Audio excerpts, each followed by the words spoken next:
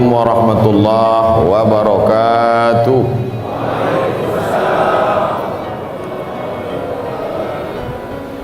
Man shalla subha fi jama'atin, sesiapa sahaja yang salat subuh berjamaah, faka'annama shallal laila kullah, maka dia sama seperti salat sepanjang malam.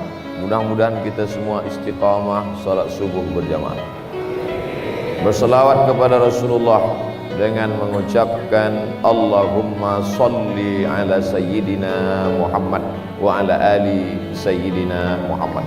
Pengerusi masjid, datuk-datuk, datin-datin, tuan-tuan, puan-puan, hadirin hadirat, muslimin muslimat, insyaallah semua kita ini dimuliakan Allah Subhanahu wa taala.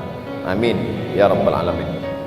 Tajuk kita subuh ini akan saya sampaikan dalam 60 menit, 1 jam lebih kurang. Kelebihan membelanjakan harta di jalan Allah Subhanahu wa ta'ala. Ibadah ini terbagi kepada 3. Begitu kata Imam Ibn Qayyim Al-Jauziyah. Ibadah dibagi kepada 3. Yang pertama ibadah badan. Salat, ibadah badan. Tegak, rukuk, sujud, baca Fatihah, tasbih, tahmid, salam, takbir, ibadah badan. Baca Quran, ibadah badan. Keluar suara, keluar air liur, mata menengok mushaf, mendengar tazkirah, ibadah badan.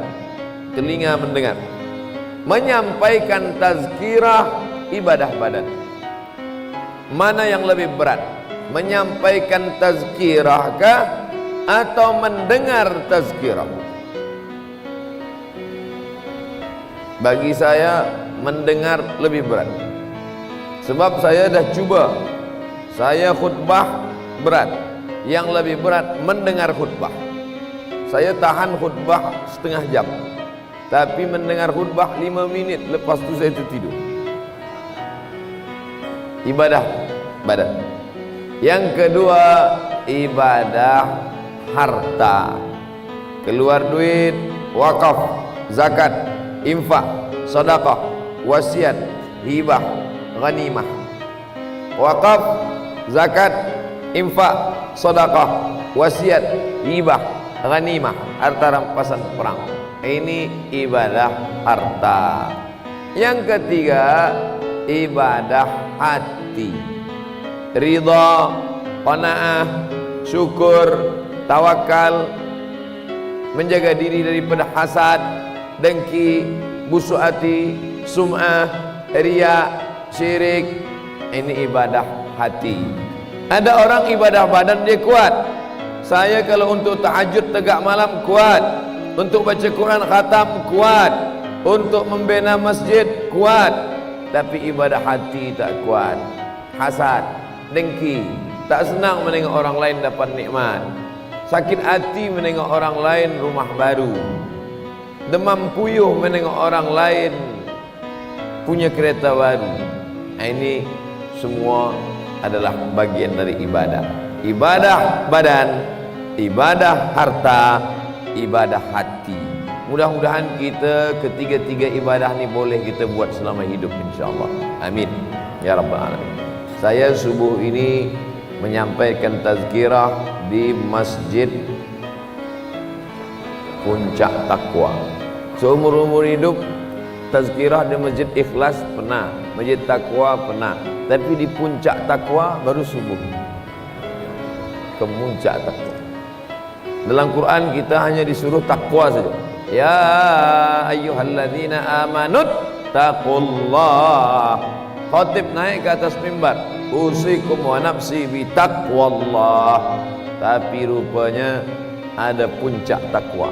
Rasa-rasa selama saya bagi tazkirah di Semenanjung tak ada masjid puncak takwa. Orang-orang Semenanjung, orang Indonesia, Singapura, Thailand, Brunei Darussalam, bila nak sampai ke puncak takwa datang ke Sabah. Mudah-mudahan kita sampai pada puncak takwa. Puncak takwa bukan takut pada yang haram. Puncak takwa bukan takut pada haram. Sebab takut pada haram semua orang insya Allah takut khamar, takut dadah, takut zina, takut riba. Orang sampai pada puncak takwa adalah takut pada yang syubhat. Takut pada yang syubhat. Imam Hanafi ni kaya. Imam Hanafi banyak duit.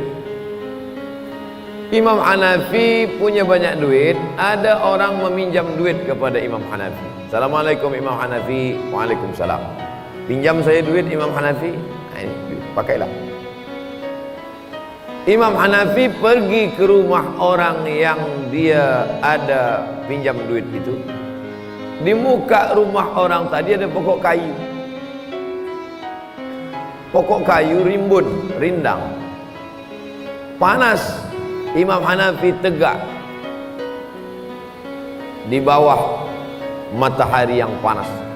Imam Hanafi tidak bernaung di bawah pokok kayu yang rimbun, yang rindang tadi.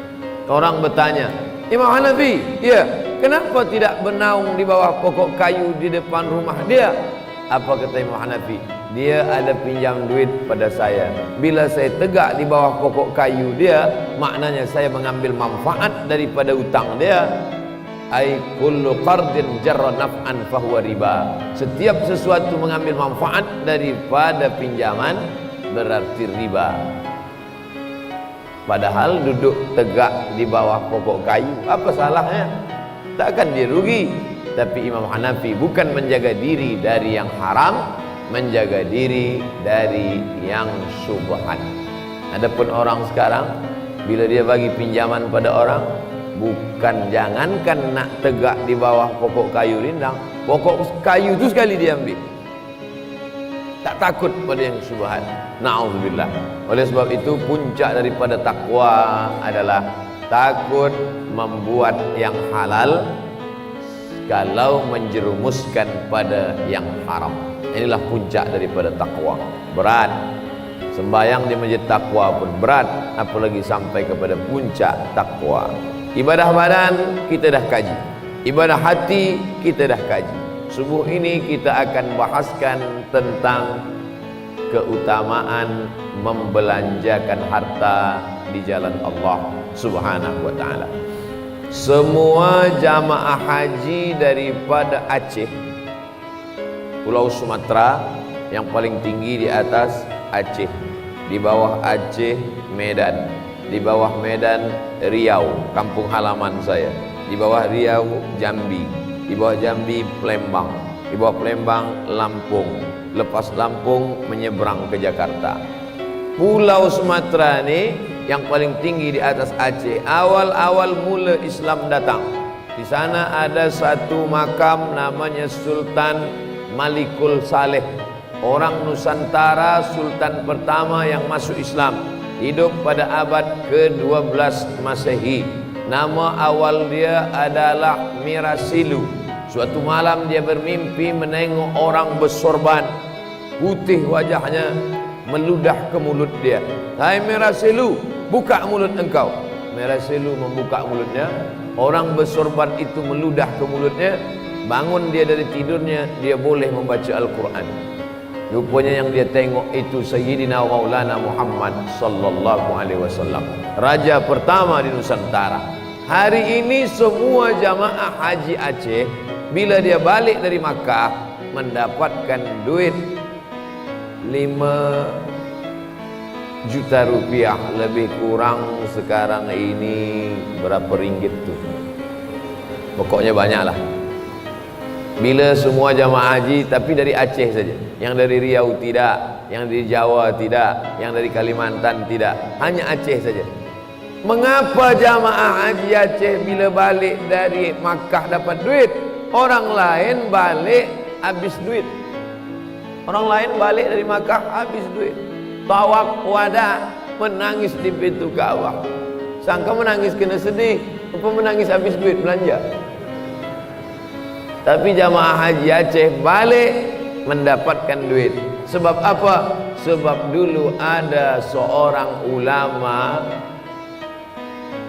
dari bumi Aceh, rupanya dia mewakafkan tanahnya, dan tanah itu sekarang dibina di atasnya rumah Aceh, maka setiap jamaah haji dia berwakaf, ini saya wakafkan tanah bagi semua jamaah haji Aceh yang datang. Maka semua jamaah haji yang datang itu diambil duit daripada tanah ini untuk mereka. Tapi wakaf tak boleh dialihkan pada yang lain. Diambil duit dibagikan kepada pelajar-pelajar, tak boleh. Diambil duit dibagikan kepada jamaah haji yang datang dari Sulawesi, Jawa, Kalimantan, Papua, tak boleh. Sebab wakaf berbeza dengan sedekah. Wakaf ada 4 rukun. Yang pertama, orang berwakaf. Yang kedua, orang menerima wakaf. Yang ketiga, benda harta yang diwakafkan. Yang keempat, ada ijab dan qabul. Aku wakafkan tanah ini untuk semua jamaah haji nanti yang datang hingga hari kiamat, tunai aku terima. Maka orang Makkah Al-Mukarramah menjadi nazir yang mengelola wakaf ini sampai hari kiamat. Mengalir pahala pada yang meninggal dunia, duit mengalir pada orang yang menerima, sampai bila madamatis samawati wal ard, selama langit di atas, selama bumi terkembang, maka sampai hari ini tak putus wakaf. Inilah amal yang kita inginkan. Mati kita dimakan cacing tanah, tapi pahala tetap mengalir. Maka amal utama adalah wakaf. Waqafa, wakaf. Dalam bahasa Arab, waqaf berhenti. Ada baca Quran ni wasal. Bismillahirrahmanirrahim. Qul huwallahu ahadun Allahus samad lam yalid wa lam yulad wa lam yakul lahu kufuwan ahad. Wasal, bersambung. Waqaf. Bismillahirrahmanirrahim. Qul huwallahu ahad Allahus samad lam yalid wa lam yulad wa lam yakul lahu kufuwan ahad. Waqaf. Kenapa harta ini disebut wakaf? Kerana harta ini berhenti. La yuba'u, tak boleh dijual. Wa la yurasu, tak boleh diwariskan ke anak cucu. Wa la yuhabu, tak boleh dihibahkan ke orang lain. Tanah ini saya wakafkan, berhenti dia. Selama ini ada hasilnya masuk ke poket kantong saya, tapi selepas ini dia wakaf. Anak saya pun tak boleh mengambil. Tak boleh dihibahkan pada orang lain, tak boleh diperjualbelikan. Oleh sebab itu, bila ada orang yang berkata Islam menganjurkan kita susah, Islam menyuruh kita miskin, Islam menyuruh kita tak perlu penting pada harta, maka ayat yang dibaca tuan imam rakaat pertama tadi, idza nudiya lis-salati min yaumil jumu'ati fas'au ila dzikrillah. Kalau sudah dipanggil pada hari Jumat, Allahu Akbar, Allahu Akbar, hari Jumat, fas'au ila dzikrillah, datang ke masjid puncak takwa, wazarul bai', tinggalkan jual beli. Tidak sah jual beli hari Jumat bila azan sudah berkumandang. Allahu Akbar, Allahu Akbar, saya beli benda ini tunai, tak sah jual beli sebab azan sudah berkumandang. Tapi bila salat Jumat sudah dilaksanakan, fa idza qudiyatis shalah, kalau salat sudah dilaksanakan, fantashiru fil ard, bertebaranlah di atas muka bumi, fas'au ila dzikrillah, bertebaranlah di atas muka bumi, wabtaghu min fadlillah, cari karunia Allah Subhanahu wa taala. Maka beza doa masuk masjid dengan doa keluar masjid.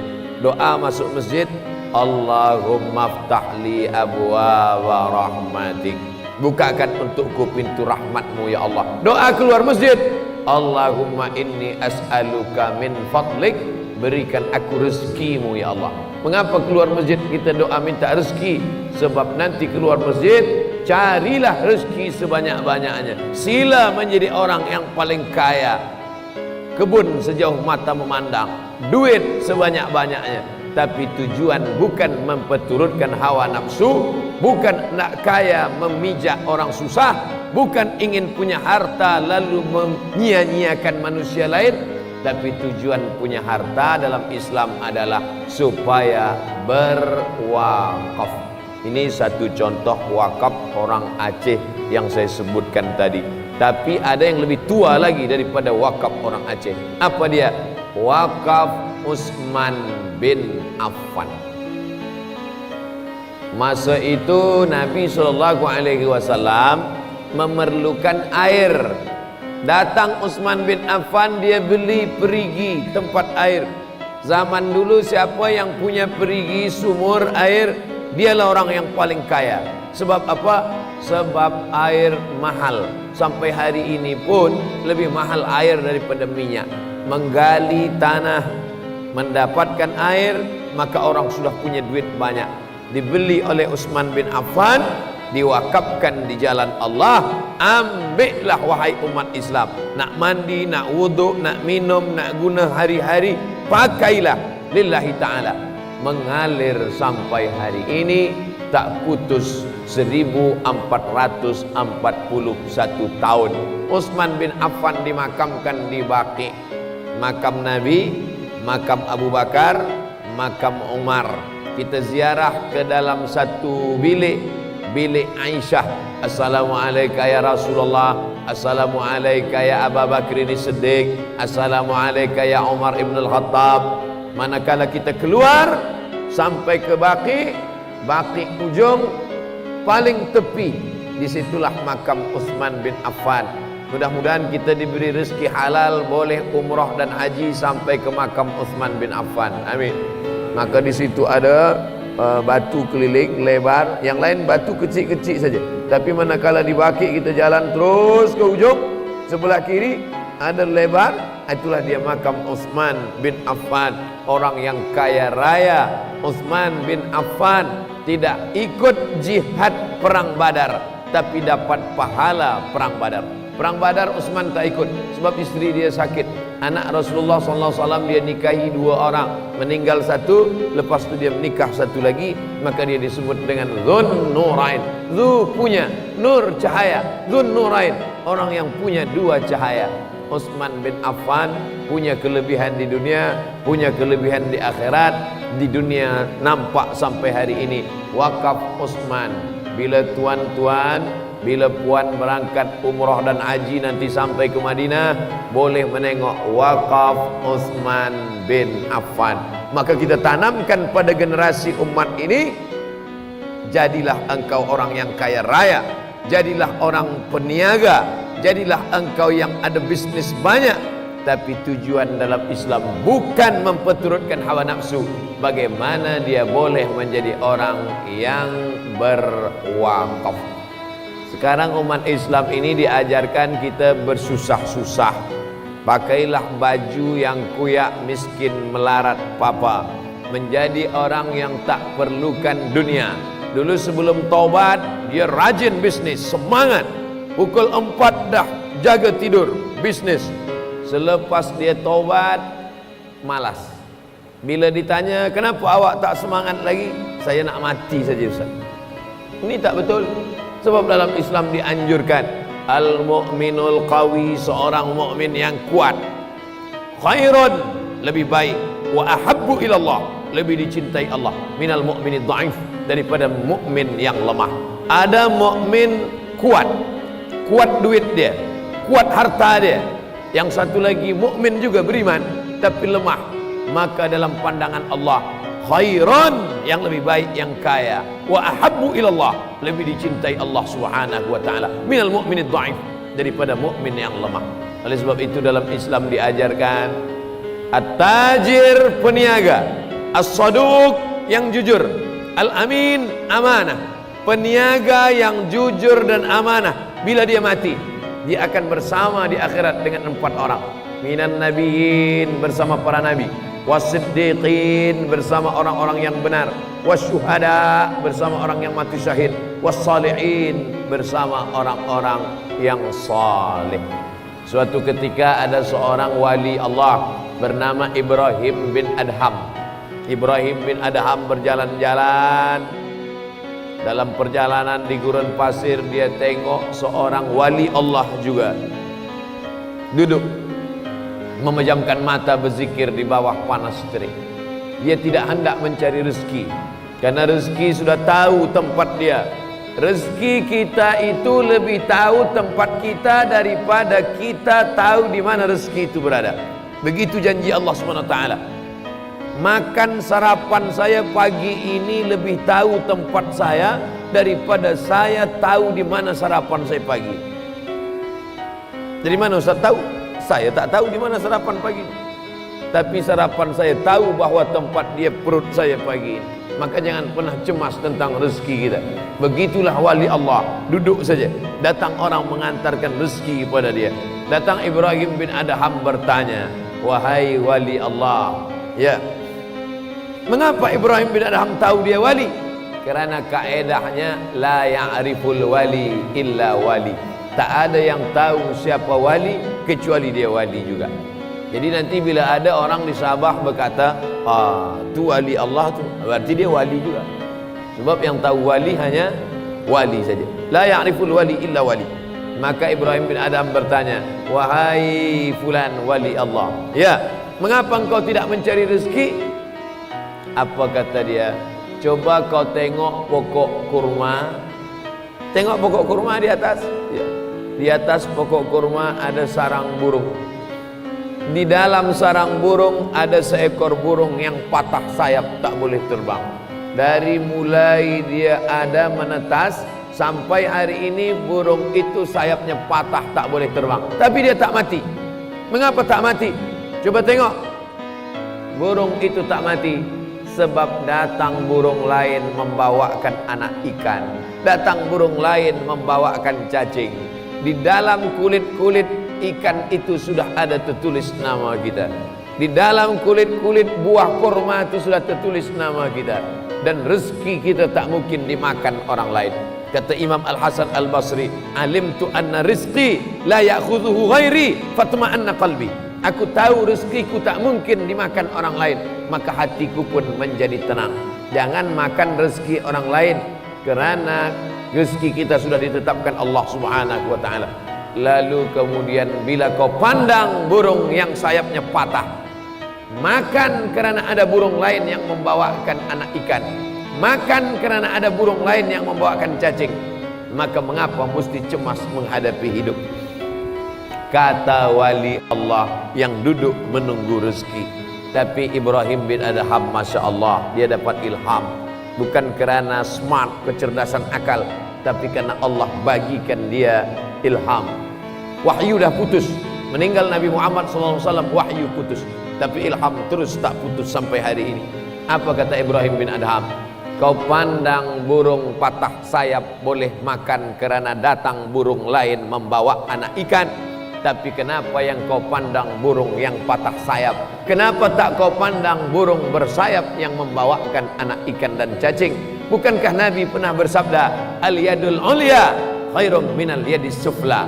Tangan yang di atas yang memberi lebih baik daripada tangan yang menerima. Mendengar ucapan Ibrahim bin Adham, wali Allah itu tegak berdiri mencari rezeki, berusaha karena mengikut sunnah Nabi Muhammad sallallahu alaihi wasallam. Wali pun kalau sudah mendengar hadis, dia tinggalkan hawa nafsunya, dia tegak mengikut hadis Nabi Muhammad sallallahu alaihi wasallam. Jadi bila ada hari ini orang mengaku wali tapi meninggalkan sunnah, maka bukan wali Allah tapi wali syaitan.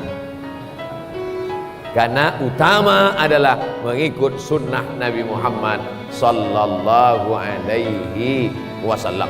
Oleh sebab itu maka ada burung patah sayap yang menunggu anak ikan, ada burung yang bersayap membawakan anak ikan. Dua-duanya makhluk Allah dijamin rezekinya. Mana yang kita ikut? Burung patah sayap atau burung yang bersayap?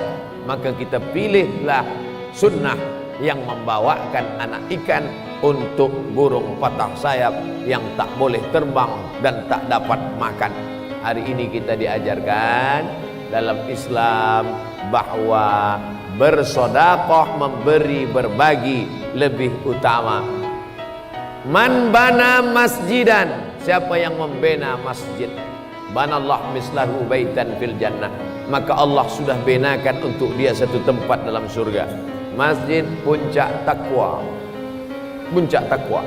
Lelaki ada tempat khas, perempuan ada tempat khas. Merata-rata tempat terasa sejuk, selesa. Apa maknanya? Siapa yang mewakafkan tanah ni dulu, dari sejak malam tadi ada yang qiyamul lail iktikaf, sampai solat tahiyatul masjid, sampai solat qabliyah subuh, sampai solat subuh, sampai zikir, sampai baca Fatihah, sampai baca doa bersama, sampai tazkirah. Lepas tazkirah soal jawab, mengalir pahala pada yang mewakafkan tanah, yang mewakafkan tingkap, yang mewakafkan pintu, yang mewakafkan atap. Semua mengalir sampai bila madamatis samawati wal ard. Bagaimana bila masjid ini nanti diubah, renovate, lalu masjid ini menjadi masjid yang besar? Apakah tiang yang sudah tumbang ini lalu putus pahalanya kepada orang meninggal dunia? Tidak. Terjadi pada zaman masjid Nabi SAW. Tiangnya batang kurma, dindingnya tanah liat yang dijemur, lantainya pasir, atapnya pelepah kurma yang dianyam. Manakala pada zaman Utsman ibnu Affan, Al-Khalifatus Salis, Khalifah yang ketiga, Abu Bakar, Umar, Utsman, renovate Masjid Nabawi. Datang sahabat-sahabat menjumpai Utsman bin Affan. Wahai Khalifah, ini masjid dulu dibina oleh ayah kami, datuk kami. Sekarang mana batangnya, tiangnya? Kalau begitu berhentilah amal mengalir. Apa kata Sayyidina Utsman bin Affan? Aku pernah mendengar Rasulullah SAW bersabda, man bana masjidan, sesiapa yang membina masjid, banallah mithlahu baitan fil jannah. Allah sudah bina untuk dia satu tempat dalam surga. Pahala tetap mengalir, binaan sudah dibalas, diganti Allah Subhanahu wa taala. Jadi tak perlu dulu yang datuk dia, ayah dia mewakafkan tiang masjid, manakala nanti ada renovate masjid lalu dia jaga. Yang lain boleh kamu robohkan, tiang ni jangan, sebab ni tiang datuk saya, ayah saya punya. Sebab dah terjadi pada zaman Sayyidina Utsman ibn Affan. Jadi yang pertama kali adalah wakaf, wakaf, wakaf. Wakaf tak boleh hilang. Oleh sebab itu wakaf lilin, wakaf lampu hilang, tapi wakaf tanah tak hilang sama sekali. Wakaf tanah tak ada hilang sama sekali. Maka banyak orang berwakaf tanah. Al-Azhar University wakaf terbesarnya adalah tanah. Di atas tanah dibina hospital, di atas tanah dibina tempat berniaga, lalu orang membayar sewa, mengalir. Itulah yang membuat Al-Azhar besar, universiti tertua di dunia. Semua orang belajar free, pengiriman da'i-da'i ke seluruh penjuru dunia free. Dari mana ini datang? Wakaf, wakaf, wakaf. Oleh sebab itu umat Islam yang sudah berwakaf, alhamdulillah. Umat Islam mesti ada dalam hatinya niat, saya mesti kaya raya, saya mesti punya tanah, saya mesti tempat berniaga, dan ini diwakafkan fi sabilillah. Inilah yang akan mengalir selepas kita mati. Idza matal insan, hadis riwayat Muslim, idza matal insan, kalau manusia mati, inqata'a, putus amalnya. Yang rajin baca Quran selepas mati putus. Yang rajin baca Yasin malam Jumat surah Al-Kahfi putus. Yang rajin solat doa berjamaah putus. Tapi ada yang tak putus, shadaqatun jariyah, ilmun yuntafa'u bih, waladun salihun yad'u la. Sedekah jariyah, wakaf. Ilmu bermanfaat, bagi nasihat pada anak cucu. Anak yang soleh, masukkan mereka pendidikan agama, mampu berdoa tengah malam, Rabbi firli wali walidayya warhamhuma kama rabbayani shaghira. Tiga-tiganya dapat, alhamdulillah. Harta banyak, amal jariah. Ilmu bermanfaat, sampaikan pada orang banyak. Anak soleh, mendoakan sampai mati. Tuan fulan tiga-tiga dia dapat, alhamdulillah. Tuan fulan tiga-tiga tak ada, na'udzubillah. Oleh sebab itu maka dalam hati sentiasa kita tanamkan ini wakaf yang paling utama. Yang pertama wakaf, yang kedua sedekah. Sedekah adilnya Allah Subhanahu wa taala. Bila dia kaya dia bagi duit, infak namanya. Tapi bagi dia susah, dia tak ada duit, sedekah namanya. Allah itu adil. Udkhulu min abwabin mutafarriqah. Masuk dah dari banyak pintu.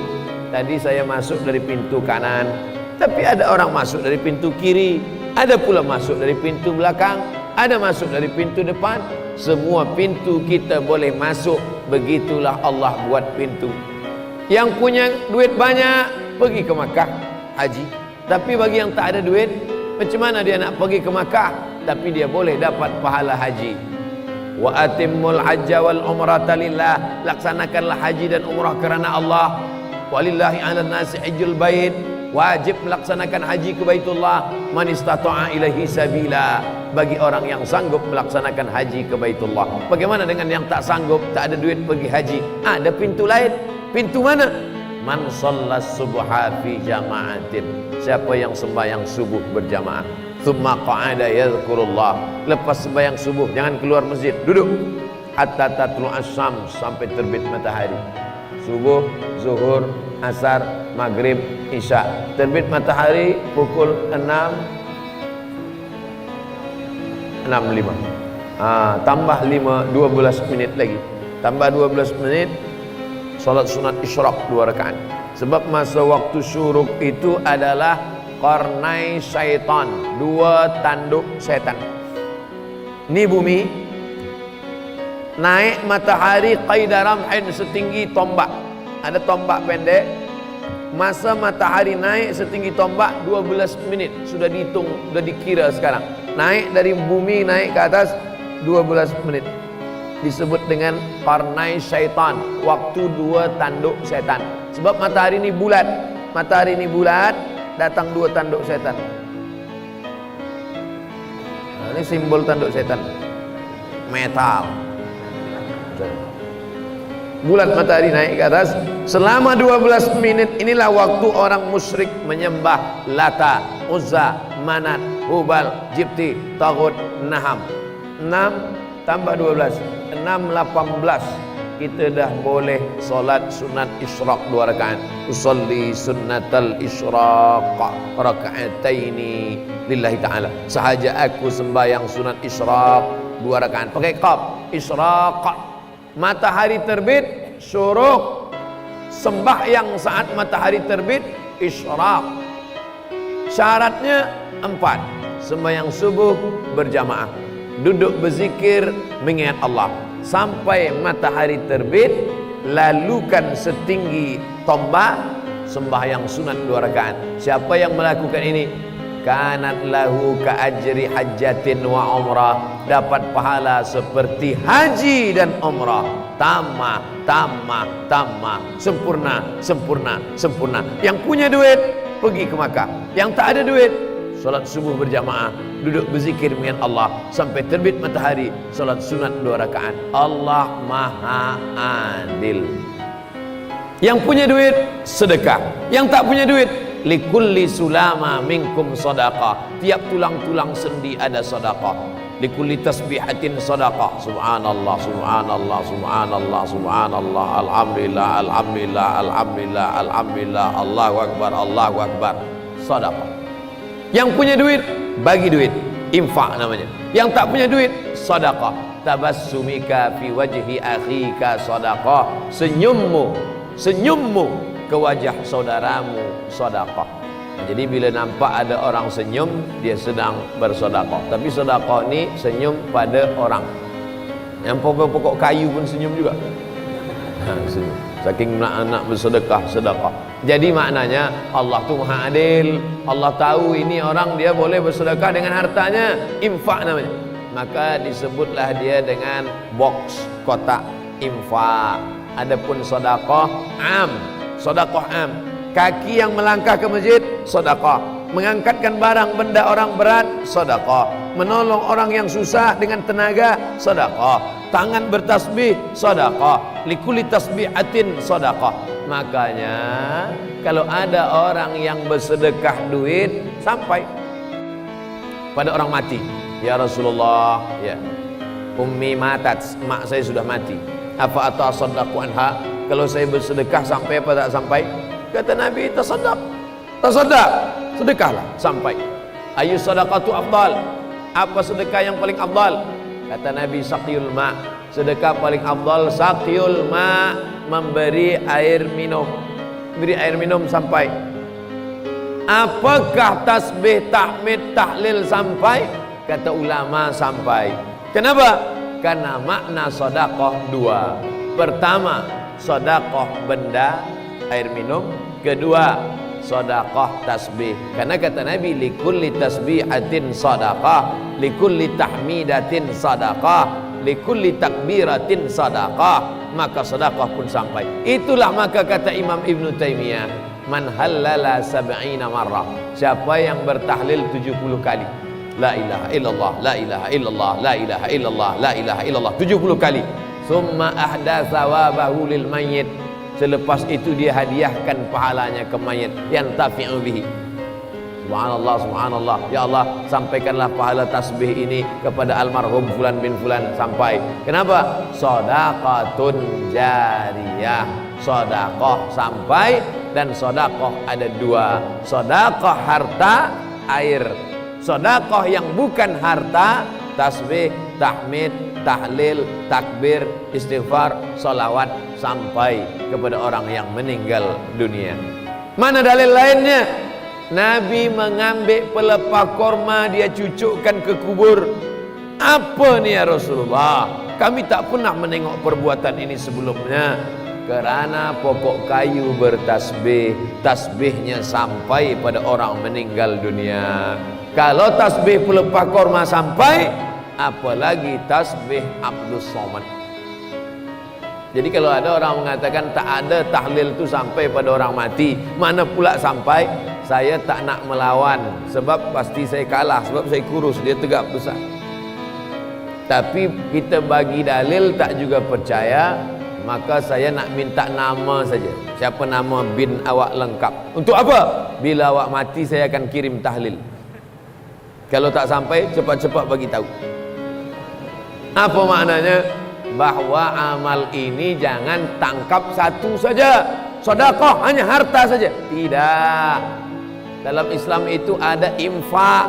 Nabi tak mengatakan infakun jari, nah, tapi Nabi mengatakan sedekatun jariyah. Itulah menunjukkan Allah Ta'ala adil. Yang anaknya kaya, dia undang, dia jemput anak yatim. Anak-anak yatim, esok datang kita makan di rumah ya. Saya nak kenduri untuk almarhumah emak saya, untuk almarhum ayah saya. Yang kaya, yang miskin susah, makan pun payah. Macam mana dia nak jemput anak yatim? Maka dia duduk kat rumah dia pun bertahlil la ilaha illallah, la ilaha illallah, la ilaha illallah. Lepas tu dia katakan, ya Allah, Allahumma balligh sawaba ma halalnahu wa ma kabbarnahu wa ma sabbahnahu wa ma halalnahu. Ya Allah, sampaikanlah tasbih kami, tahmid kami, takbir kami, tahlil kami kepada almarhum fulan bin fulan, yantafi'u bihi, maka sampailah dia. Allah adil, Allah tahu siapa yang mampu dengan hartanya, siapa yang mampu dengan zikirnya. Tapi jangan gara-gara ini yang kaya pula berubah. Saya tak nak lepas tazkirah ni, yang kaya tak lagi bagi makan pada anak yatim. Kalau begitu saya pilih tahlil sajalah. Yang kita inginkan adalah yang selama ini tahlil berubah menjadi bagi makan. Tut'imut ta'am, bagi orang makan. Taqra'us salam, tebarkan salam, assalamualaikum. Tut'imut ta'am, bagikan makanan. Wa tusalli wan nasu niyam, engkau salat, orang tidur, engkau salat. Tahajud malam. Tadkhulul jannata bisalam, masuk ke dalam surga dengan selamat. 4 saja, tak usah susah-susah, tak usah payah-payah. Taqra'us salam, tebarkan salam. Jumpa orang, assalamualaikum, assalamualaikum, assalamualaikum warahmatullahi wabarakatuh. Tut'imut ta'am, bagi orang makan. Wa tusalli wan nasu niyam, engkau salat manakala orang lain tidur lelap malam. Tahajud, bangkit. Wa minal laili, dari sebagian malam. Fatahajjad, lawan kantuk, lawan tidur. Bangkit, mandi, ambil wudu, tahajud. Usolli sunnatat tahajud rakaataini. Wan nasu niyam, orang lain lelap tidur, engkau bertahajud melawan kantuk, tegak, bersimpuh sujud, menempelkan kening ke lantai, bertasbih, mengagungkan Allah Subhanahu wa taala. Wa tadkhulul jannata bisalam, engkau masuk ke dalam surga dengan selamat. Mudah-mudahan kita semuanya masuk surga insyaallah. Wakaf sudah, infak sudah, sedekah sudah, zakat. Kenapa Ustaz letakkan zakat di 4. Padahal kan zakat yang pertama zakat wajib, sebab tak semua orang sampai nisab. Ada orang punya harta tapi tak sampai nisab, maka dia tak wajib zakat. Awak berzakat ke? Oh, saya zakat tiap-tiap tahun Ustaz. Tiap tahun awak berzakat? Tiap tahun saya zakat. Zakat apa? Zakat fitrah. Bukan itu. Zakat fitrah satu sa' ni 4 mud. Satu sa' 4 mud. Satu mud. Orang yang tak boleh puasa sebab dia sakit. Faman kana minkum maridan, sesiapa yang sakit, au ala safarin, atau musafir, fa iddatum min ayyamin ukhar, ganti di hari yang lain. Sakit Ramadan, ganti di Syawal. Wa 'alal ladzina yutiqunahu, siapa yang tak mampu puasa, tak mampu juga membayar puasa, fidyatun ta'amu miskin, hendaklah dia membayar fidyah. Membayar fidyah 1 mud, membayar zakat fitrah 1 sa'. 1 sa' 4 mud. Mud zaman Nabi, 1 mud 750 gram. Tapi kata ustaz kami tak sampai, saya pakai yang paling berat. Bila ada yang cakap 600, saya pakai 750. Kalau berlebih sedekah. Kita bila hitung, bila kira, pakai banyak sikit. Bila ada yang cakap 700, yang satu cakap 750, pakai 750. Bila berlebih, dia sedekah. Jangan sampai kurang. Jangan berhitung-hitung dengan Allah. Nanti Allah berhitung-hitung pula dengan kita, dia bagi kita nafas setengah, baru tahu. Oleh sebab itu maka kita tak berhitung-hitung dengan Allah, supaya Allah bagi kita pula, tidak hitung-hitung. Dia lepaskan semua pintu-pintu rezeki untuk kita. Nah, dalam masalah yang keempat ini adalah zakat. Zakat 40 ekor kambing, 1 kambing. Ada 5 ekor onta, 1 kambing. Zakat emas ada 85 gram. Zaman Nabi tak ada duit kertas, duit ringgit tak ada kertas. Zaman Nabi hanya ada duit 2. Yang satu namanya dinar emas, yang satu namanya dirham perak. 25 gram. 4 gram plus 25, itulah 1 keping. Sekarang bila kita nak tengok ni, pergi ke Museum Islam, alhamdulillah ada orang Malaysia bagi saya 1 dinar. Ada pula orang di Batam, Riau bagi saya 1 dinar. Ustaz Somad, ini ada duit 1 dinar, ada di rumah, saya simpan. 25 gram. Maka 20 keping. Siapa yang punya 20 keping kena zakat. Maka emas tak akan turun, uang kertas turun, emas. Dulu ada idea supaya seluruh umat Islam pakai 1 mata wang. Sebagaimana Europe boleh 1 pakai euro. Cuma 1 British yang tak nak pakai, yang pakai pound sterling, yang lain pakai euro. Amerika pakai dolar. Kalau mereka yang berbeza agama, ada Kristian, ada Katolik, ada ateis, yang tak ada agama sama sekali. Ada French, ada Jerman, ada Holland, ada British, tapi dia sepakat untuk 1 pakai. Umat Islam pun sebenarnya boleh. Semua umat Islam satu dunia pakai dinar, boleh. Tapi memang yang paling susah untuk disatukan adalah umat Islam. Jangankan nak pakai dinar, sembahyang subuh antara kunut dan tak berkunut pun belum selesai sampai sekarang. Yang satu mengatakan mesti pakai kunut, yang satu mengatakan tidak pakai kunut. Dulu berkelahi antara kunut tak kunut. Alhamdulillah sekarang sudah tak berkelahi lagi, sebab sama-sama tak sembahyang subuh. Nauzubillah. Muslimin muslimat yang dimuliakan Allah Subhanahu wa taala, dulu yang ingin memimpin, leader yang membagi solusi jalan keluar umat Islam supaya tidak lagi rosak oleh mata wang, bagaimana bila kita sepakat dengan guna 1 dinar saja, dan menjadi kebanggaan bagi masyarakat dunia Islam yang mempunyai idea itu adalah datang dari Malaysia. Bagaimana kalau semua umat Islam pakai dinar saja? Tapi orang ikhtilaf, berkonflik sampai hari ini tak terwujud. Tapi nanti sampai masanya insya Allah umat Islam akan bersatu guna satu dinar saja. Tapi saya ingin nak tunjukkan bahawa uang kertas ini datang daripada Amerika. Sedangkan umat Islam dulu emas, ada bendanya, ada nilainya, ada harganya. Emas ada dia. Sedangkan uang kertas tak ada harga, tak ada nilai. Tapi hari ini kita memakai itu. Apa boleh buat? Ijma', kesepakatan umat di dunia sepakat dia bahawa ini ada nilai, ada harta. Tapi yang paling penting yang ingin saya jelaskan adalah di dalam harta yang kita punya ada milik orang lain. Fi amwalihim haqqum ma'lum. Di dalam hartamu ada harta orang lain yang mesti kita keluarkan. Bila kita tak keluarkan, dia akan keluar juga dengan caranya sendiri. Keluarkanlah dalam bentuk zakat. Khudh min amwalihim, ambil, wahai ulil amri, ambil zakat mereka, kutip zakat mereka. Kalau tidak, maka dia akan keluar juga dengan caranya sendiri. Datanglah sakit, datanglah bala, datanglah bencana, datanglah musibah, Allah mencabut dengan kuasanya. Innama amruhu idza arada syai'an ayyaqula lahu kun fayakun. Orang tua-tua kita dulu mengatakan sedekah tolak bala. Banyak-banyak sedekah tolak bala, banyak-banyak sedekah tolak penyakit, banyak-banyak sedekah jauhkan dari musibah. Ternyata ini bukanlah kata-kata orang tua-tua, tapi dari hadis Nabi sallallahu alaihi wasallam, shadaqatus sirri tadfa'u mitatas su'. Sedekah menolak mati su'ul khatimah. Pagi petang siang malam kita minta Allahumma khtim lana bi husnil khatimah wa la takhtim alaina bi su'il khatimah.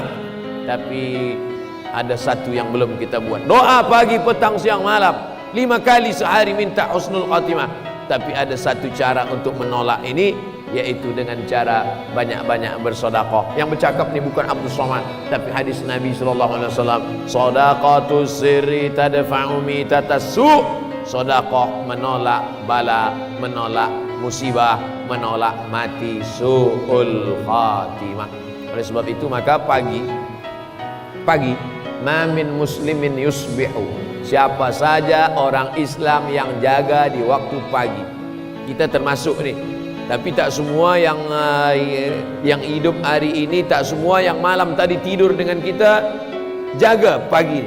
Ada juga yang sudah diketuk pintu dia 10 kali tak juga jaga. Sebab rohnya digenggam Allah SWT.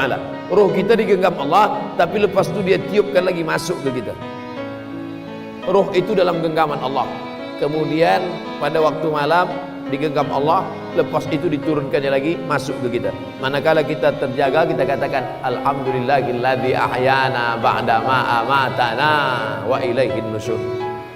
Pukul 4 tadi sudah ditiupkan ya. Ada yang pukul 3 tadi sudah ditiupkan. Tapi ada juga yang ditiupkan pukul 8. Ada. Awak kenapa lama? Allah lama genggam katanya. Na'udzubillah, menyalahkan Allah Ta'ala, padahal dia yang tak nak bangun jaga subuh. Maka kita katakan alhamdulillahilladzi ahyana, segala puji bagi Allah yang sudah meniupkan roh aku balik ke dalam badan. Ba'da amatana, sebelumnya aku mati. Memang tidur tu mati. Ba'da amatana, sebelumnya aku mati. Wa ilaihin nusyur, kita semua akan bangkit menghadap Allah Subhanahu wa ta'ala. Maka dalam Islam diajarkan ma min muslimin yusbihu, orang Islam yang terjaga subuh tadi dikirim Allah dia 2 malaikat. Dua malaikat ni mendoakan dia. Matahari dah terbit. Hebat di Sabah, matahari terbit berbunyi. Apa kata malaikat? Apa kata malaikat?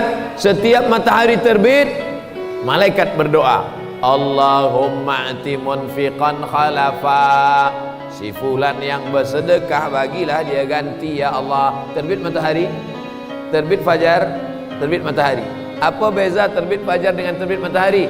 Terbit fajar di Sabah pukul 4.50, itu terbit fajar. Terbit matahari pukul 6.06. Tak sama antara terbit fajar dengan terbit matahari. Lailatul Qadar itu berakhir salamun hiya hatta matla'il fajar, bukan matla'is syams. Matla'il fajar, terbit fajar. Matla'is syams, terbit matahari. Ini perlu kita jelaskan, sebab banyak anak-anak muda sekarang tak boleh bezakan mana matla'il fajr, mana matla'is matahari. Sembahyang subuh matla'il fajr. Nah, terbit fajar, malaikat dikirim Allah 2 setiap satu orang. Satu malaikat berdoa. Hadis Sahih Bukhari. Hadis Sahih Bukhari. Allahumma ati munfiqan khalafa. Orang yang bersedekah ni bagilah dia ganti ya Allah. Sedangkan satu sahabat lagi, satu malaikat lagi berdoa. Apa kata malaikat?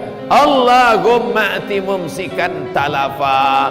Orang yang pelit, orang yang bakhil, orang yang tak bersedekah, bagilah dia kebinasaan. Maka dulu sahabat Nabi, bila dia nak pergi sembahyang subuh, dia bawa beberapa sen untuk mengambil doa barakah subuh tadi.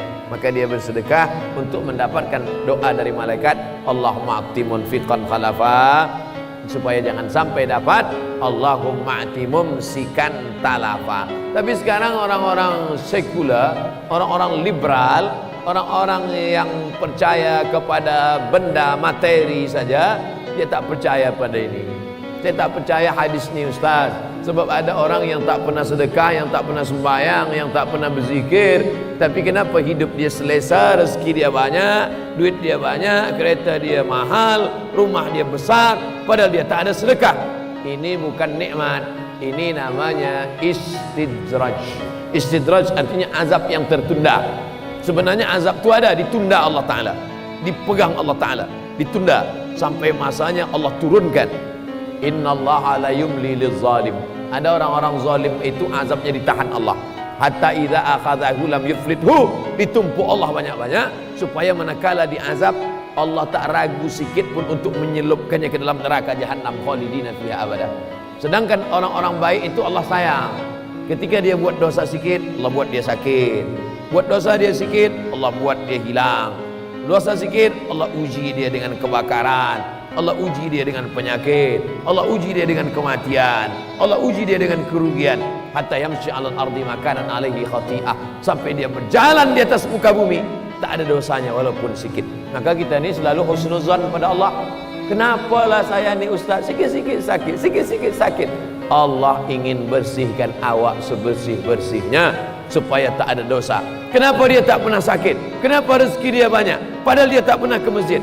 Allah ingin tunda azab dia supaya manakala Allah turunkan azab, neraka jahanam tempat dia khalidina fiha abada. Satu-satunya cara kita berinteraksi dengan Allah, bermuamalah dengan Allah adalah dengan husnuz zan.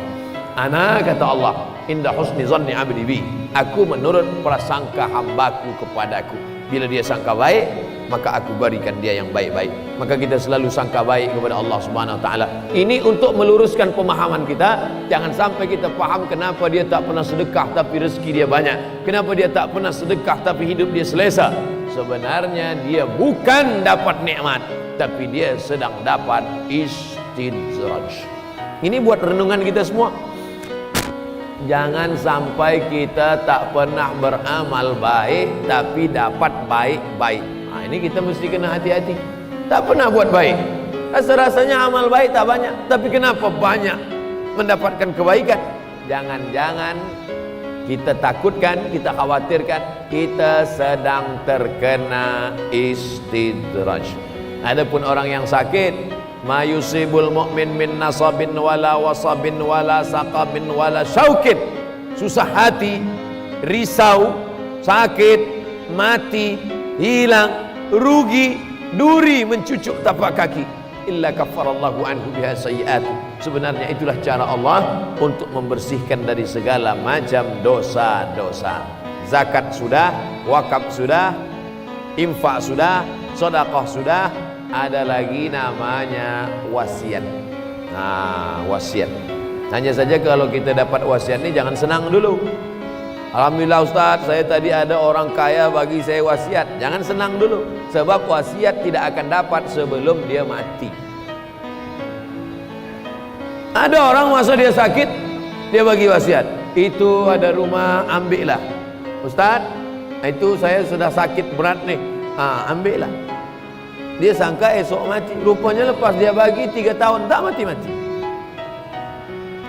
Tapi ada lawan daripada wasiat adalah hibah. Hibah bila dia bagi, ini saya bagi pada awak. Tanya dulu, ini wasiat ke hibah? Bila dia kata hibah, ambil terus, rubah nama, berganti dengan nama kita. Tapi bila dia cakap ini wasiat, tunggu mati. Lepas mati barulah berpindah. Sekarang banyak penerima wasiat tak tahan sebab dia lama betul mati, dia bunuh. Maka wasiat batal. Penerima wasiat bila dia membunuh orang yang memberi wasiat, maka wasiatnya batal. Yang kedua, orang menerima wasiat lebih dulu mati. Ada anak muda, ada orang tua menyangka dia dulu mati. Lalu dia katakan, anak muda, ini saya bagi rumah untuk awak, wasiat. Saking senangnya hati, mati. Maka wasiat batal. Sebab yang menerima lebih dulu mati daripada yang memberi. Oleh sebab itu, maka ini juga dibahas dalam Islam. Infak, wakaf, sedekah, zakat, wasiat, hibah. Yang terakhir last sekali, itulah dia ghanimah, harta rampasan perang. Nabi dapat, wa'lamu annama ghanimtum min syai'in, ketahuilah wahai orang beriman, kalau kamu dapat harta rampasan perang, berapa untuk Nabi? Fa inna lillahi khumusahu, khumus 1/5. Jadi kalau dapat 1 juta ringgit, Nabi 1/5, 20%, maka 200.000 untuk Nabi Muhammad sallallahu alaihi wasallam. Jadi maka kita tengok Nabi Muhammad sallallahu alaihi wasallam itu sebenarnya dia kaya raya kerana dia dapat ghanimah. Tapi harta ghanimah itu dia ambil, tapi bukan untuk diri dia, lepas itu dia balikkan lagi kepada umat. Makanya manakala perang Badar, dia dapat banyak. Datang Fatimah, ya Rasulullah, ya suami saya Ali susah, saya menimba air, Hasan Husain saya membagi makan. Apa kata Nabi SAW? Maksud Fatimah, maksud Siti Fatimah, bagilah harta rampasan perang untuk saya sikit. Tapi apa kata Nabi? Fatimah, sebelum tidur malam ucapkan tasbih 33, tahmid 33, takbir 33, tidurlah. Minta duit dikasih tasbih. Apa makna ni? Menunjukkan Nabi SAW padahal anak paling sayang Fatimah, dia tak bagi harta yang banyak ini, harta ini dia bagikan untuk umat. Makanya Nabi SAW meninggal tak ada meninggalkan harta benda. Oleh sebab itu maka dalam Islam diajarkan bukan kita susah, tapi diajarkan untuk kaya raya tapi hidup dengan sederhana. Inilah ajaran yang dibawa oleh Nabi besar Muhammad sallallahu alaihi wasallam. 60 menit kita bersama subuh ini. Dari tadi saya tengok jam, saya tengok juga ke belakang. 60 menit kita bersama membahaskan tentang keutamaan membelanjakan harta di jalan Allah Subhanahu wa taala dalam 7 pintu: wakaf, zakat, infak, sedekah, wasiat, hibah, ghanimah. 7 pintu ini mudah-mudahan kita mendapatkannya sampai hari kiamat, menjalankannya menurut tuntunan syariat Nabi Muhammad sallallahu alaihi wasallam. Itu yang dapat saya sampaikan. Ada soalan-soalan kita akan bahaskan dalam soal jawab. Terima kasih. Wassalamualaikum warahmatullahi wabarakatuh.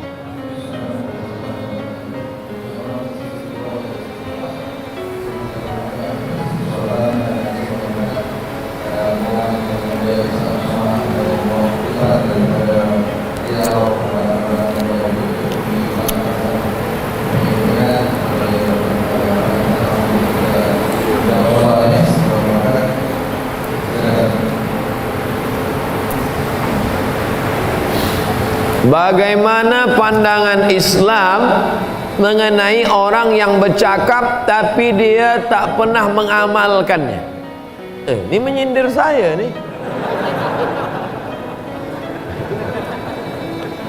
Saya selalu cakap, marilah tahajud, tahajud.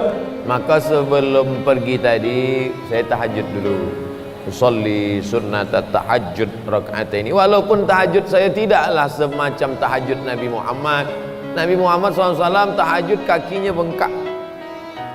Ustaz pernah kaki bengkak? Pernah. Bila tu? Naik pesawat dari Riau ke KL, dari KL ke Sabah, bengkak juga kaki. Jadi bukan kena tahajud. Jadi kita buat dulu baru kita ajak orang lain. Marilah bersedekah, sedekah dulu. Jadi kita manakala menyampaikannya itu kita yakin, tak ada rasa munafik dalam hati. Kalau tidak dia berbalik ke dalam. Mari bersedekah. Engkau pun bakhil. Nah, oleh sebab itu kita amalkan. Bagaimana kalau ada orang bercakap tapi tak mengamalkan? Kabura maqtan indallah, murka yang paling berat, yang paling besar. Antaqulu ma la taf'alun, hanya bicara tapi tidak mengamalkan. Oleh sebab itu kita amalkan, lepas itu kita sampaikan supaya dapat dua-duanya. Kita amalkan, amal. Kita sampaikan, menjadi amal jariah, karena orang lain akan mengamalkannya. Jangan takut. Jangan takut bicara tentang sedekah, jangan takut bicara tentang tahajud. Kita buat, kita amalkan, kita ajak orang lain beramal.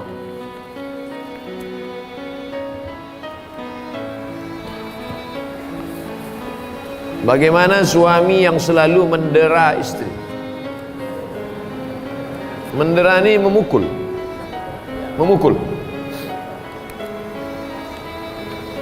Saya tak tahu perundang-undangan di Malaysia, tapi ada namanya KDRT, kekerasan dalam rumah tangga. Jadi boleh report polis. Di Malaysia boleh report tak? Puan-puan, bila ada suami macam ni, report. Pagi ni juga report. Sebab ini saya sedang bagi tazkirah ni. Report, report juga. Sebab bila esok datang cinta, datanglah sayang. Sebab hati berubah.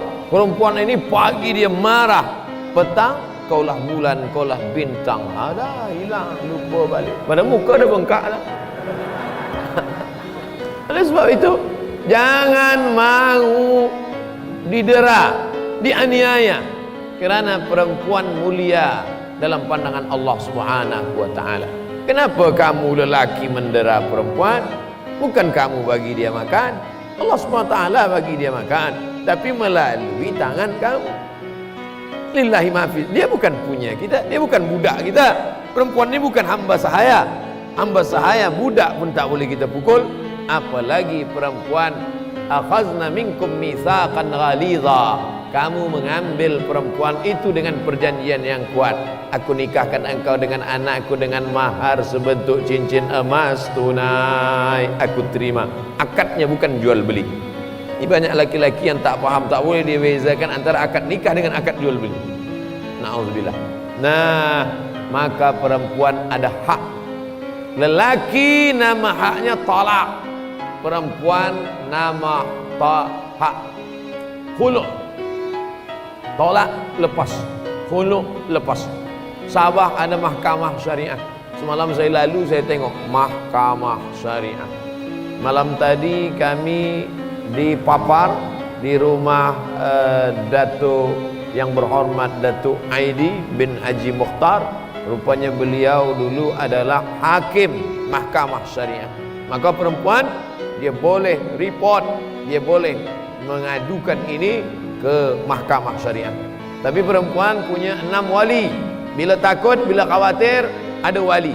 Wali pertama ayah, wali kedua datuk, wali ketiga abang, wali keempat adik lelaki, wali kelima abang ayah, wali keenam adik ayah lelaki. Jadi kalau takut report ke wali-wali tadi. Walilah panggil suami. Suami yang suka dera isteri, sini kejap.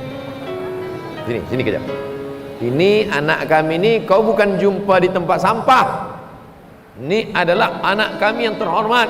25 tahun kami bagi makan halal. Kenapa awak dera?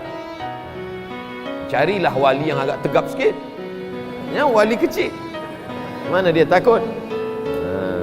Tapi alhamdulillah di Malaysia orang dah faham semua hukum hakam tentang pernikahan. Sebab sebelum menikah dia ada namanya kursus perkahwinan. Betul? Nah, ada kursus perkahwinan. Ini yang mendera ni tadi pasti dia tak ikut kursus perkahwinan. Apa tak ikut kursus perkahwinan? Jika seorang itu berwakaf kerana nama dan glamour, apa hukumnya? Nanti di akhirat manusia ini dibagi 3. 1, 2, 3. Yang satu beramal kerana Isa, yang satu beramal kerana Uzair, yang satu beramal kerana glamour. Hai kamu yang beramal kerana Isa, cari Isa, kata Allah. Aku tak nak bagi balasan, cari Isa. Nasrani. Hai kamu yang beramal kerana Uzair, cari Uzair. Aku tak nak balas amal kamu. Yahudi. Hai kamu yang beramal kerana glamour, cari dulu kamu beramal kerana siapa. Siapa yang subuh ni beramal karena ingin posting FB, like and share, glamour. Oleh sebab itu maka kita jaga diri kita ni daripada riak. Jangan sampai riak. Tapi mesti faham betul. Banyak juga orang sekarang tak nak ikut tazkirah. Awak tak ikut tazkirah tadi ke di Masjid Puncak Takwa? Tak. Kenapa? Saya takut glamour. Tarkul amal li ajli nas riya. Tak jadi beramal sebab takut dipuji-puji orang, riya. Tak jadi beramal kerana takut dipuji orang, riya. Wal amal li ajlihim syirik. Beramal kerana ingin dipuji orang, syirik. Jadi yang betul macam mana? Berwakaflah, luruskan niat lillahi ta'ala. Ini yang paling baik. Tapi selalu berbisik-bisik dalam hati saya, ini amal engkau, ini wakaf engkau. Itu memang kerja setan. Setan belum pencen lagi. Oleh sebab itu kita beramal saja. Bila ada bisikan-bisikan dalam hati, lawan. Astagfirullah. Apa hukumnya bila seorang muslim berniaga tapi niatnya niat amalan syirik? Contohnya pelaris. Dia berniaga, lalu kemudian dia pakai pelaris. Dia ambil tulang pukang. Tahu tuan-tuan pukang? Nama binatang. Atau dia ambil ada binatang itu boleh dia menggulung macam bola, namanya terenggiling. Apa namanya? Sama, terenggiling. Terenggiling ini dia kalau nak makan dia cukup bukakan mulut saja. Terenggiling ini buka mulut, nanti semut-semut, nyamuk-nyamuk, lalat-lalat masuk ke mulut dia. Maka orang yang ahli sihir, bomoh, dia pakai lidah terenggiling ini, dikeringkan, dipakai tempat niaga. Sebagaimana terenggiling membuka mulut rezeki datang, begitulah orang belanja ke kedai dia. Kedai orang dekat kiri kanan tadi, dia siram air mandi jenazah. Bila ada memandikan orang jenazah, dia ambil airnya, nanti dia siramkan ke kedai orang tepi, supaya orang lalu tak nampak kedai, dia tengok kubur saja. Lalu di situ, Assalamualaikum ya ahlal kubur. Ustaz Somad tahu juga. Saya dulu hampir jadi bomoh. Mungkin kalau tak pergi ke Azhar Kaherah dah jadi bomoh dah. Jadi kerja-kerja sihir ini adalah mengambil. Ada binatang macam kera dia, tapi pemalu, namanya pukang. Jadi bila ada lelaki meminang budak perempuan, dia nak pinang perempuan, perempuan ni tolak dia, tak mahu. Miskin, susah, aku tak nak dengan kau lah. Maka dia ambil tulang pukang, dia bawa kepada bomoh. Macam mana pukang tu malu, begitulah perempuan ni malu berkenalan dengan lelaki, sampai mati tak berlaki. Ini kerja sihir. Dari mana mereka dapat? Minta kepada setan. Oleh sebab itu, man ata kahinan, siapa yang datang kepada bomoh, minta supaya kedai orang tak laku, minta supaya kedai dia laris, maka sembahyang dia tak diterima 40 hari 40 malam. Kalau dia mati sebelum bertobat, neraka jahanam tempat dia. Itulah makna ayat innallaha la yaghfiru an yushraka bihi wa yaghfiru ma duna dzalika liman yasha. Dosa yang lain diampunkan Allah, tapi dosa syirik datang ke bomoh tak diampunkan Allah. Hai bomoh-bomoh. Saya bukan tunjuk bomoh, saya tunjuk kamera. Mana tahu ada bomoh yang tonton. Ustaz Somad tahu ke saya bomoh? Hai bomoh-bomoh, taubatlah. Hai bomoh-bomoh, berhentilah. Yang awak cari di dunia ni apa? Awak akan mati juga. Awak akan masuk neraka jahanam. Dikumpulkan segala miang. Orang Sabah sebut miang juga. Miang buluh. Miang buluh, miang tebu, miang segala miang dikumpulkan, kumpulkan jadi satu. Lepas tu diambil emas dikikis ke dalam miang tadi, lalu dipanggillah jin hantu segala hantu. Hai mambang segala mambang, hantu segala hantu, datanglah. Lalu kemudian letakkan ke ujung kuku. Bila benci tengok orang, petikkan masuk ke dalam air minum dia. Lepas tu dia pun muntah darah, mati. Dengki. Siapa punya kerja? Bomoh. Kenapa bomoh boleh sampaikan ni kepada minuman orang? Sebab bomoh berkawan dengan syaitan, dengan hantu. Buka surat Al-Jin juz 29. Ya'udzuna birijalim minal jinni. Ada sebagian manusia berkawan dengan jin, fazaduhum rahaqa. Mereka semakin jauh daripada Allah Subhanahu wa taala. Jangan guna bomoh, jangan pakai dukun. Iyyaka na'budu wa iyyaka nasta'in. Ini banyak orang Islam sekarang, iyyaka na'budu wa bomoh nasta'in. Nauzubillah. Syirik. Bagaimana kita sampaikan niat yang sesuai? Nak infak surau, datang pada pengerusi surau, cakap pada dia, saya nak infak bila jumlahnya besar, tapi bila kecil tak usah cakap, masukkan aja ke box. Ini kecil pun nak cakap juga. Assalamualaikum pengerusi surau, saya nak bagi ini berapa? RM2. Apa cakap? Bila kecil bagilah. Tapi bila agak banyak, tak cukup di box, maka dia bagi. Assalamualaikum pengerusi surau, saya nak bagi ini, tapi jangan tulis-tulis nama saya, tulis saja hamba Allah. Dah cukup, hamba Allah. Awak banyak bagi, banyak daripada biasa. Biasa RM2, ni RM2.50. Pulah. Bila banyak dah bagi. Macam mana kita buang sampah, begitulah kita bersedekah. Uktumu hasanatikum kama taktumuna sayyiatikum. Pesan Nabi Isa, sembunyikan perbuatan baik kamu sebagaimana kamu sembunyikan dosa kamu. Sebagaimana kamu tak nak dosa kamu dipandang tengok orang lain, begitulah kita sembunyikan amal perbaikan kita. Apa perbezaan wakaf dengan infak? Wakaf dia mesti ada 4. Orang yang berwakaf, orang yang menerima wakaf, benda yang diwakafkan, ada ijab, ada qabul. Orang menerima wakaf ini namanya nazir. Tuan nazir, nazir wakaf, saya wakafkan tanah ini untuk bina hospital di atasnya tunai, aku terima, sah. Itu namanya wakaf. Tapi bila masukkan duit, masuk, itu infak saja. Infak saja. Wakaf ni tak boleh hilang. Dia mesti kekal abadi sampai hari kiamat. Apakah terputus amalan sedekah bila duit yang telah disedekahkan itu habis digunakan? Contohnya beri makan pada orang fakir miskin. Beli nasi, lepas itu dibagi pada orang miskin. Orang miskin makan, lepas itu habis. Putuskah amalnya?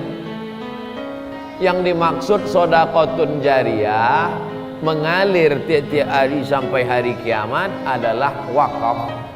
Adapun sedekah yang habis bukan berarti kita rugi lepas itu, tetap dapat pahalanya nanti ditengok pada hari kiamat. Sekecil apa? Faman ya'mal misqala dzarratin khairan yarah. Jadi yang dulu bagi sedekah duit, lepas itu duit itu habis, atau dia bagi makanan, minuman, habis, maka dia tetap dapat pahalanya di akhirat. Dalilnya wa qadimna ila ma amilu min amalin. Kami tunjukkan amal mereka di mata mereka. Ini sedekah engkau, ini barang yang kau infakkan, ini dulu nasi yang kau berikan, maka kita tetap mendapatkannya. Tuan-tuan yang selalu tiap-tiap bulan bagi beras pada anak yatim, maka dapat pahalanya. Nah, ini tentang masalah pahala balasan bagi orang yang berinfak. Mohon Ustaz jelaskan tentang mengamalkan ilmu aura. Rezeki untuk menarik rezeki, mendapatkan kehidupan yang bahagia dan berjaya. Ini ilmu jin. Dia pegang tangan kita. Ini saya turunkan aura ni pada awak. Nanti selepas ini awak boleh membuka mata, boleh menengok orang lain. Pak Cik nampaknya auranya hitam, cocoknya tanam kelapa sawit. Ini nampaknya auranya kuning, ini berniaga emas. Ini auranya merah, ini berniaga cabai. Ini aura hijau, sayur-sayur mayur lah. Ini ilmu jin. Jin tu masuk ke biji mata kita, masuk dia ke mata kita, maka kita boleh menengok. Orang yang boleh menengok jin, dia punya jin.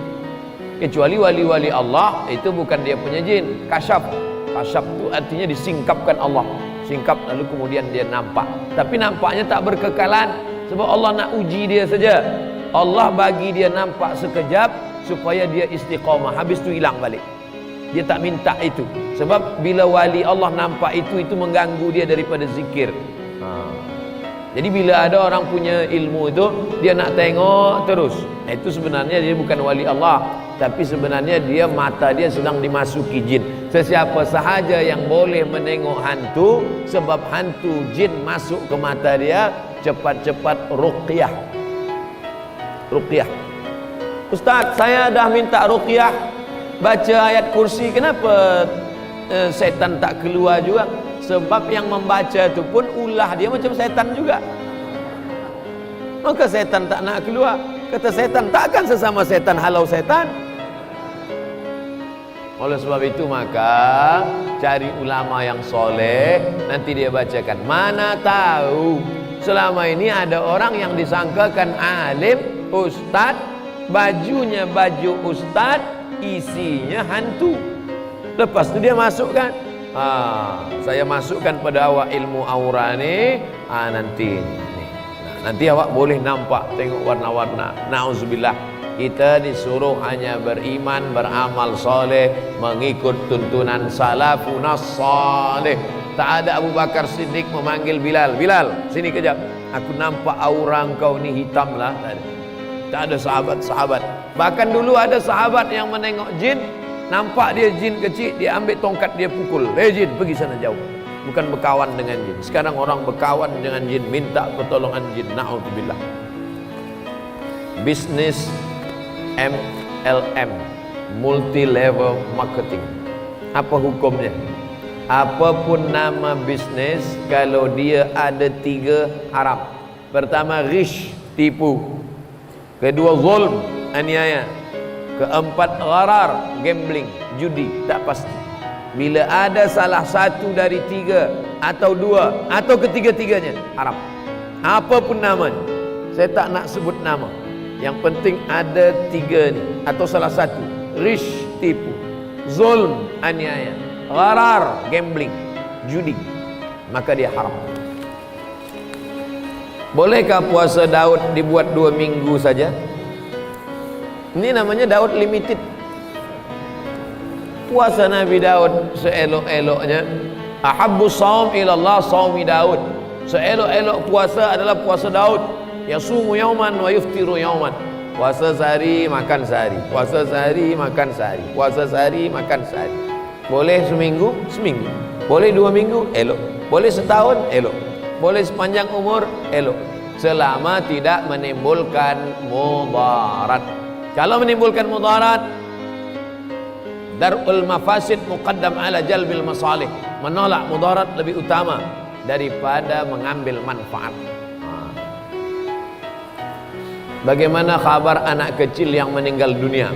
Adakah dia mengingati ibu bapa dan saudaranya di dunia? Benarkah anak itu nanti penghuni surga?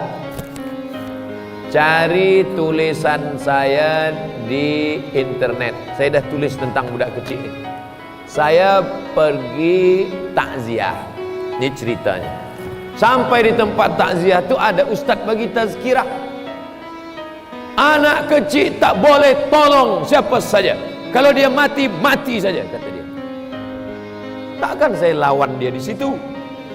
Kalau saya lawan di situ, ustaz salah. Berkelahi sesama ustaz, nanti jamaah pula confused. Oleh sebab itu saya tulis di internet. Cari tulisan saya di internet. SOMADMOROCCO, Somad Morocco. Tulis di Google SOMADMOROCCO, Somad Morocco, anak kecil bagi syafaat. Enter, nanti dapat tulis. Anak kecil atau Somad Morocco blogspot.com. SOMADMOROCCO, Somad Morocco blogspot.com. Di situ ada saya tulis. Budak kecil bila dia meninggal dunia, nanti Allah suruh dia masuk ke surga. Budak-budak kecil masuklah ke surga. Nanti dia akan menarik ujung kain emaknya masuk ke dalam surga. Itulah yang disebut dengan syafaat budak kecil. Dengan syarat emak dia itu sabar dan bertakwa. Jangan bila anak mati, lepas itu dia mabuk guna dadah. Bila ditanya, awak kenapa tak tobat? Tak apa, nanti anak saya tarik jalan. Ini tak betul. Tapi tentang anak kecil bagi syafaat, hadisnya sahih. Dah saya tulis di somadmorocco.blogspot.com. Bolehkah berkongsi tazkirah tentang ridha dalam menyikapi ujian? Puan sayang pada anak itu. Dikandung 9 bulan 10 hari, disusukan 2 tahun, lahir meninggal. Ada yang lebih sayang daripada puan. Siapa? Allah. Itu selalu tanamkan dalam hati. Ini anak aku kandung 9 bulan 10 hari, tapi ada yang lebih sayang, Allah. 2, man lam yasbir bi balai, siapa yang tak sabar menerima balaku, walam yarda bi qada'i, yang tak rida menerima takdirku, falyatlub rabban siwaya, carilah Tuhan selain aku. Allah marah pada orang yang tak rida menerima takdir Allah Subhanahu wa taala. 3, Allah ciptakan qalam. Qalam tu pena, bukan tempat ikan. Allah ciptakan qalam. Lalu apa kata Allah? Ya qalam uktub. Hai pena, tulis. Pena pun menulis takdir di Lauhil Mahfuz. 50 alfasana qabla an yakhluqas samawati wal ard. 50.000 tahun sebelum anak itu lahir ke dunia, Allah sudah tuliskan di Lauhil Mahfuz bahwa dia meninggal 7 bulan. Maka ridha menerima takdir. 4, ada orang yang dapat ridha nanti di surga. Selepas masuk ke dalam surga semuanya, Allah pun bertanya pada penghuni surga, maza turidun? Hai penghuni surga, kamu dah dapat semua, kamu nak apa sekarang? Apa kata penghuni surga? Ridhaka, kami nak dapat ridhamu ya Allah. Maka yang dapat ridha Allah cuma satu orang. Siapa itu? Orang yang ridha menerima takdir Allah. Maka puan yang anaknya meninggal ridha, mendapatkan ridha. Yang dapat surga belum tentu dapat ridha, tapi yang dapat ridha pasti dapat surga. Maka kita selalu minta, Allahumma inna nas'aluka ridhaka wal jannah. Ilahi anta maksudi wa ridhaka matlubi. Engkau yang ku maksud ya Allah, ridhamu yang ku cari. Kalau yang dimaksud surga belum tentu dapat Allah, tapi kalau yang dimaksud Allah pasti dapat surga. Wujuhu yawma idzin nadhirah ila rabbiha nadhirah. Sepanjang kehidupan anak selama 1 tahun 6 bulan, arwah mempunyai simpanan di bank. Setelah meninggal, ibu bapa mengeluarkan simpanan tersebut untuk disedekahkan kepada neneknya untuk mengerjakan umrah. Apakah perbuatan itu boleh? Boleh. Kerana anak kecil meninggal dunia, maka yang menjadi ahli warisnya adalah ibu bapanya. Warisan dia ambil, tapi dia tak nak makan. Selepas dia ambil, lalu kemudian dia sedekahkan, maka baik, tak salah. Bila anak-anak tak nak mengambil harta warisan ibu bapanya, ambil dulu harta warisan itu, ambil. Selepas ambil, baru bagikan. Awak kenapa tak nak ambil? Saya tak nak ambil, Ustaz. Kenapa? Bila saya tengok banyak, nanti saya tahan. Ini tak betul. Ambil dulu, selepas ambil, baru bagikan, supaya berpindah hak miliknya. Baru kita bagikan dalam bentuk sedekah atau wakaf. Bila diwakafkan ke masjid namanya wakaf. Bila diberikan untuk belanja umrah namanya infak. Ada hadis menerangkan bahwa orang telah meninggal dunia ada kemauan untuk hidup semula, supaya mereka ingin membuat amal bersedekah. Bukan hadis, ayatnya, laula akhartani ila ajalin qarib. Ya Allah, bagilah aku hidup lagi, aku ingin fa'as-saddaqa wa akum minas salihin. Aku ingin bersedekah dan aku ingin menjadi orang saleh. Menyatakan demikian sehingga orang yang mati ingin berbuat demikian. Bukan hadis, ayat Quran. Ayatnya, laula akhartani ila ajalin qaribim fa asaddaqa wa akum minas salihin. Ya Allah, berilah aku hidup lagi supaya aku boleh bersedekah dan aku menjadi orang yang saleh. Mudah-mudahan kita termasuk orang-orang yang diberi Allah rezeki melimpah dan boleh berinfak, berwakaf dan bersedekah. Ala hazihi niyah. Al-Fatihah. A'udzubillahi minasyaitonir